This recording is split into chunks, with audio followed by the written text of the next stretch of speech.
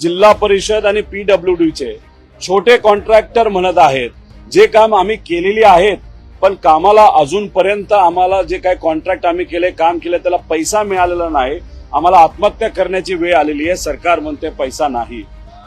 जेव्हा समाज कल्याण विभाग, ओबीसी विभाग व इतरही विभाग तिथे असणारे विद्यार्थी जेव्हा म्हणतात की आमच्या स्कॉलरशिप वेळेवर द्या, आमच्या योजनेला त्या ठिकाणी मदत करा, तेव्हा सरकार म्हणते आमच्याकडे पैसा नाही. इथं येऊन अनेक नेते म्हणतात की आमच्याकडे पैसा नाही.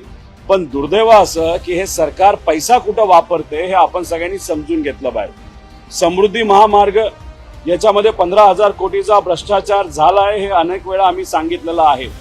आम्ही EOW ला पत्र लिहिलं, आम्ही पंतप्रधान साहेबांना लिहिलं, सीएम साहेबांना लिहिलं, इतरही सर्व ठिकाणी ज्या ठिकाणी लिहायला पाहिजे तिथं आम्ही लिहिलेलं आहे. त्याच्याच बरोबर लोकलेखा समितीच्या माध्यमातून, ज्याचा मी एक सदस्य आहे, अध्यक्षांच्या मदतीने व तिथे असणाऱ्या अधिकाऱ्यांच्या मदतीने आम्ही MSRD ला आता नोटीस पाठवलेली आहे, ज्याच्यातून हा जो भ्रष्टाचार समृद्धी महामार्गामध्ये तिथं झाला होता तो कुठेतरी कसा झाला, काय झालं याचे पुरावे आम्ही दिलेले आहेत.